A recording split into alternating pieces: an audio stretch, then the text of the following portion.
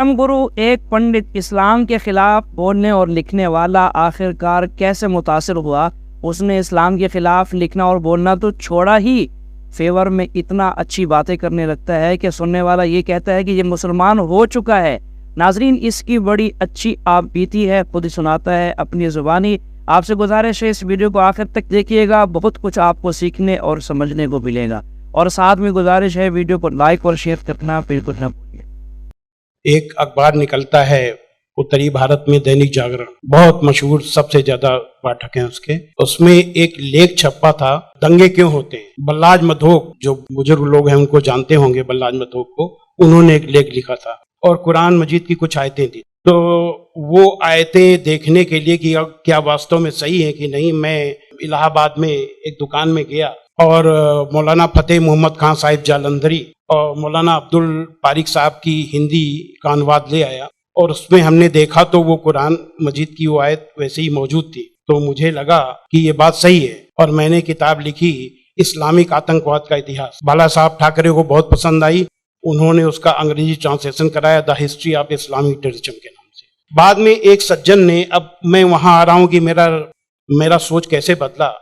मुंबई के एक व्यापारी ने मुझसे कहा कि स्वामी जी, आप जो काम कर रहे हो उसमें फंड की जरूरत है, फंड आपको नहीं मिल रहे, आप ऐसा करिए, किताब इस्लाम पर लिखिए अमेरिका के लिए कि वास्तव में इस्लाम से अमेरिका को खतरा है, तो आपको अच्छा खासा आपको वहां से रॉयल्टी मिलेगी, आपके सारे काम चल जाएंगे।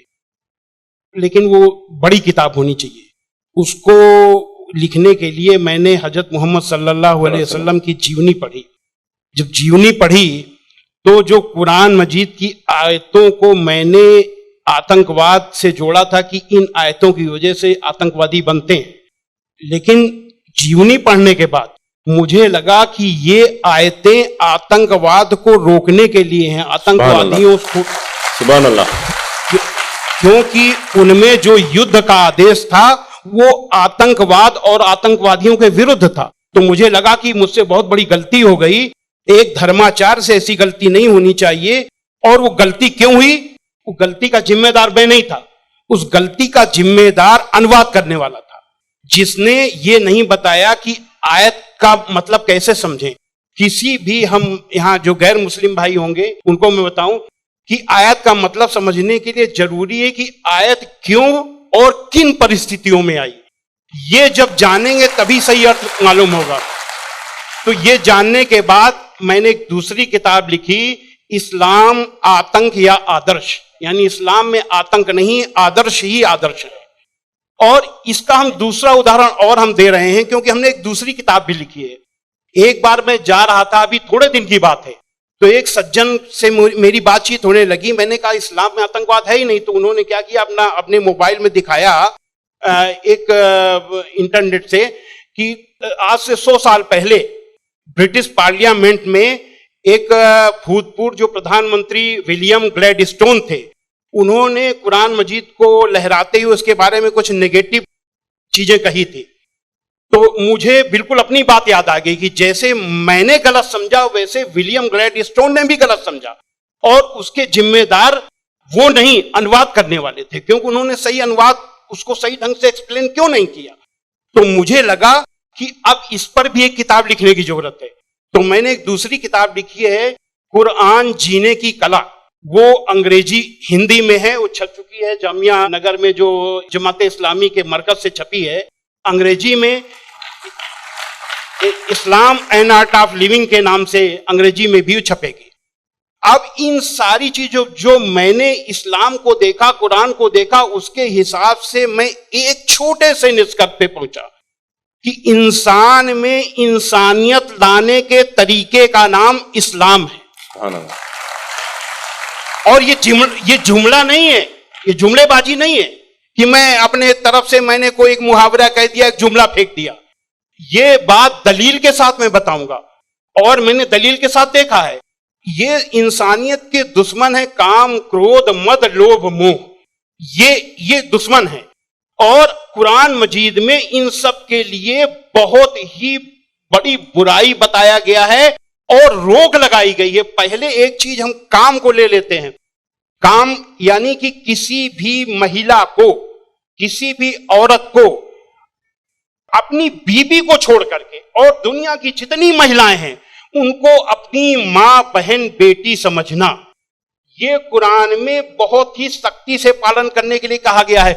अभी तक आप लोगों ने देखा होगा कि जो गैर मुस्लिम भाई हो सुने कि किसी भी मर्द को देख करके औरत को अपनी निगाहें नीची कर लेना चाहिए, लेकिन कुरान का क्या हुक्म है? कुरान के सूरा 24 आयत नंबर 30 में है, ऐ मोहम्मद मोमिनों से कह दो कि वे अपनी गैर जो भी महिलाएं हैं जो उनको देख करके अपनी निगाहें नीची रखा करें और अपनी शर्मगाहों की हिफाजत करें। यानी जब सुभान अल्लाह, मर्द जब अपनी पत्नी के सिवा किसी को देखे तो आंख न मिलाए उससे, अपनी निगाहें नीची कर ले और मर्यादा में रहे। ये पुरुष के लिए ये बनाया गया नियम और यही नियम औरत के लिए भी, दोनों के लिए वही नियम बनाए गए। ये नहीं कि केवल औरत के लिए, मर्द के कहते हैं कि इस्लाम में औरत को दबाया जाता है, लेकिन मर्द के लिए कितना सख्ती से नियम बनाया गया। तो ये काम के लिए कितनी सख्ती की गई। क्रोध, गुस्सा के लिए सबसे पहले गुस्सा का तरीका इस्लाम में इतना आसान बताया गया कि देख करके मैं सबसे ज्यादा प्रभावित हुआ। कहा जाता है अगर गुस्सा अगर किसी का रुक जाए तो वो पूरा संत बन गया, साधु बन गया। और कितना बढ़िया तरीका इस्लाम में बताया गया, कुरान में बताया गया है कि माफ कर दो, किसी के गुनाहों को माफ कर दो, और जब माफ कर दो गुस्सा खत्म। और सबसे पहले ये हुक्म दिया गया पैगंबर को। सूरा 7 आयत नंबर 199 में हुक्म आया कि ऐ मोहम्मद माफी का तरीका अपनाओ और भलाई का हुक्म देते रहो और अज्ञानियों से किनारा कर दो। सबसे पहला माफी का हुक्म अगर आया तो अपने पैगंबर के लिए आया। और ऐसे लोगों को क्या कहा गया? सूरा 3 आयत नंबर 134 में अल्लाह का हुक्म है कि जो लोग तंगी और खुशहाली की हर हालत में अच्छे से अच्छा काम करते हैं और गुस्से को रोकते हैं और लोगों के गुनाहों को माफ करते हैं, तो अल्लाह ऐसे लोगों को पसंद करता है जो ऐसे अच्छा से अच्छा काम करते हैं। हजरत मोहम्मद सल्लल्लाहु अलैहि वसल्लम पर कुरान उतरने के बाद आपके दिल में उतर गई, दिल में उतरने के बाद आपके कर्मों में उतर गई। आपके एक एक कर्म कुरान में अल्लाह के हुक्म के अनुसार हुआ करते थे। आपने पहले खुद अपने आचरण में लिया, अपने अखलाक में लिया, तब दूसरों को बताया।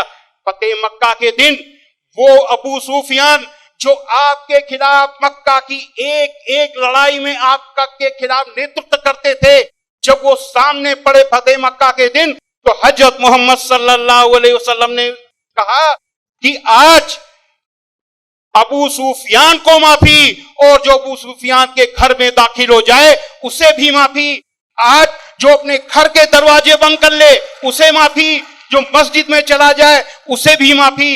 अब आप सोचिए, जिस मक्का में कदम कदम पे आपका विरोध था, कदम कदम पे आपके रास्ते पे रोड़े अटकाए गए, और जो 10,000 लोगों की फौज के साथ आप जब पहुंचे तो किसकी हिम्मत थी कि सामने होता? सारे के सारे लोग छिप गए। जब हजरत मोहम्मद सल्लल्लाहु अलैहि वसल्लम ने देखा कि कोई नहीं दिखाई दे रहा, तो बहाना बनाया माफी देने का। ये बहाना क्या बनाया कि जो यहां चला छुप जाए उसे माफी, जो वहां छुप जाए उसे माफी, जो वहां छुप जाए उसे भी माफी। यानी किसी न किसी बहाने सबको माफी, माफी, माफी और माफी। नाज़रीन, एक हिंदुआना वलिये के अंदर ऐसे लगता है कि ये खतीब है और एक मुकर्रिर है जो आज इस जैसे तकरीर कर रहा है, आप सुन रहे हैं, इसकी तकरीर से ऐसे ही लगता है कि इसका दिल मुसलमान हो चुका है और इसने इस्लाम को पढ़ने के बाद अपने मज़हब से तौबा कर ली है। अल्लाह करे ऐसा हो। अगर ऐसा नहीं है तो मैं दुआ करता हूँ अल्लाह इस मंदिर पंडित को हिदायत दे दे और ये सीधे मज़हब इस्लाम की तरफ लौट आए। नाज़रीन, मज़ीद सुनिए इनकी दिलचस्प दास्तान और हुज़ूर सल्लल्लाहु अलैहि वसल्लम की साथ दास्तान। माशाल्लाह। स्वामी जी, आपको रोकना मेरे दिल में क्या है, ख्वाहिश तो नहीं है, मगर मैं पैनल डिस्कशन कंडक्ट कर रहा हूं अभी, इसलिए आपसे एक सवाल भी मैं करूंगा। मैं समझ रहा हूं आपके जो रिसर्च बहुत डीप है, फिर भी एक सवाल मैं आपसे पूछना चाहूंगा। अभी आपको ये रिसर्च होने के बाद क्या आपको ये लग रहा है कि मुसलमान जो आजकल के बहुत सारे मुसलमान जो है वो खुद जितना आपने रिसर्च किए अक्सर लोग रिसर्च नहीं करें, क्या ये एक वजह हो सकता है? मेरे हिसाब से मैंने जो भी मसाइल यानी समस्याएं दुनिया में देखी हैं, उन सारी समस्याओं का पॉजिटिव हल कुरान मजीद में मौजूद है। बस देखने की जरूरत है। जो ईश्वरी किताबें होती हैं वो बहुत ही रहस्यमयी होती हैं, उनको समझना आसान काम नहीं है।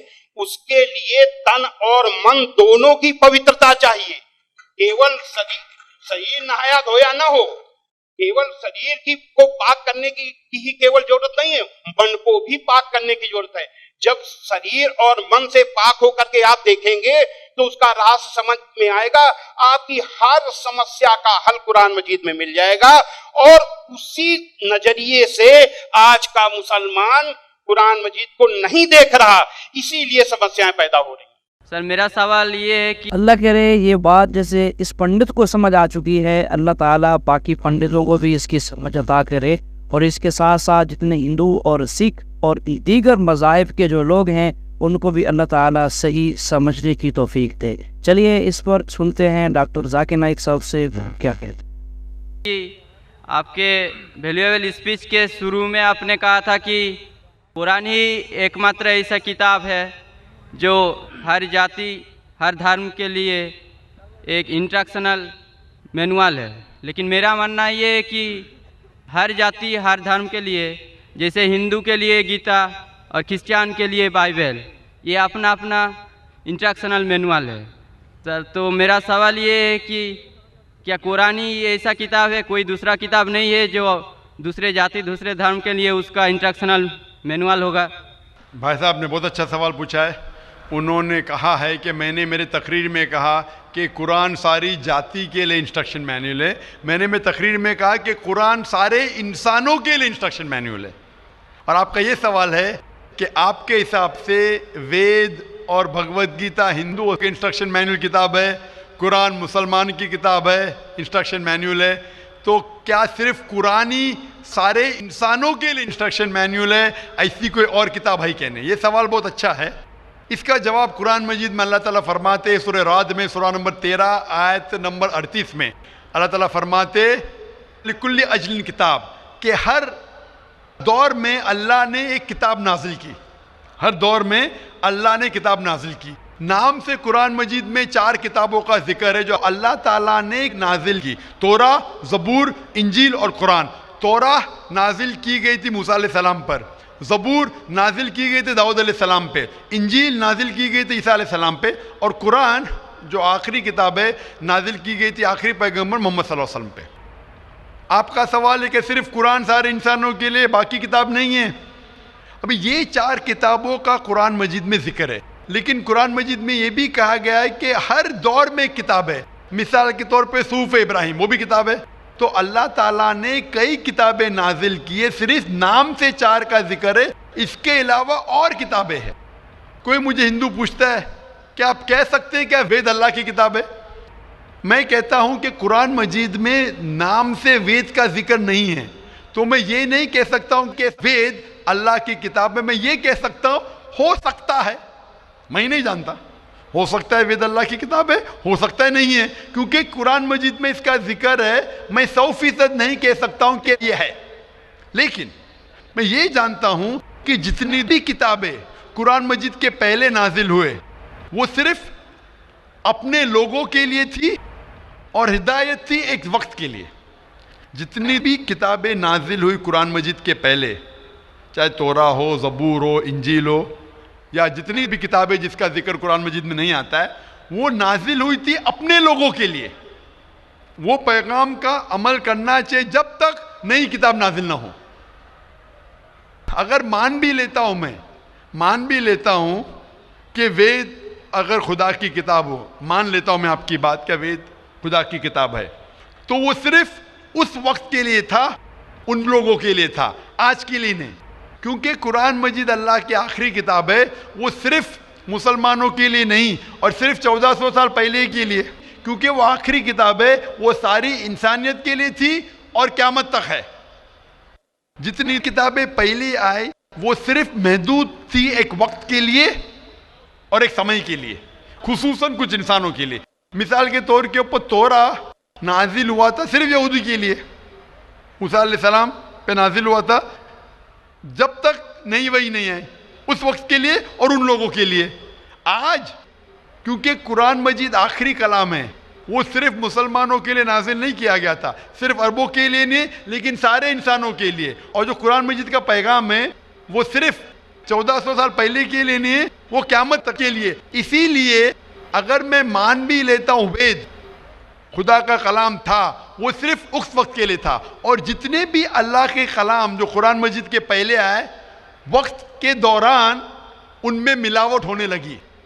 आज आप तहकीक करेंगे जितनी मजहबी किताब, कुरान मजीद के अलावा सभी मजहबी किताब में मिलावट है, उसमें कंकॉक्शन है, फैब्रिकेशन है, बहुत मिलावट है। मिसाल के तौर पे महाभारत पढ़ते हैं, जो कहते हैं पंडित कि महाभारत सबसे पहले कहा गया था, अर्जुन के ग्रैंडसन ने कहा था, उस वक्त 8000 श्लोक थे। ये कहानी दोहराई गई जनरेशन के बाद जनरेशन, फिर महाभारत में हो गई 24,000 श्लोक, आज महाभारत में लाख श्लोक है। तो इसमें मिलावट होने लगी। आज आप देखेंगे महाभारत टेलीविजन पर, उसके अंदर बैकग्राउंड में मारुति कार भी जा रही है, ये और एक मिलावट है मारुति कार महाभारत में। तो इसीलिए जितनी भी किताबें अल्लाह ने नाजिल की, क्योंकि वो सारे इंसानियत के लिए नहीं था और क़यामत के लिए नहीं था, अल्लाह ताला ने उसे ज़रूरी नहीं समझा महफूज रखने के लिए। बट क्योंकि कुरान मजीद आखिरी किताब है और अल्लाह सुब्हानहू व तआला जानते कि एक क़यामत तक रहने वाली है, इसीलिए अल्लाह ताला फरमाते सूरह हिजर में सूरा नंबर 15 आयत नंबर 9 में कि हमने कुरान नाजिल किया, हम इसकी हिफाजत करेंगे। तो इसीलिए ये कहना कि बाकी किताब, तो आज कुरान मजीद सिर्फ मुसलमानों के लिए नहीं, सारे इंसानों के लिए। चाहे आप हिंदुस्तान में रह रहे हो, चाहे पाकिस्तान में जी रहे हो, चाहे सऊदी अरेबिया में, चाहे अमेरिका में, चाहे यूके में, चाहे आप हिंदू मजहबी ख़ानदान में पैदा हो या ईसाई ख़ानदान में पैदा हो या मुसलमान ख़ानदान में पैदा हो, आज सारे इंसानों को अल्लाह के आखिरी पैगाम कुरान मजीद पढ़ना चाहिए, उस पर अमल करना चाहिए, उसकी बात मानना चाहिए। इसीलिए मैं कह दुनिया के किसी कोने में रहते हों, चाहे जिस मज़हब से ताल्लुक़ रखते हों, आपकी इस्लाह करने वाला कौन है? कुरान करीम और इस्लाम और आका करीम सल्लल्लाहु अलैहि वसल्लम की सीरत मुबारका।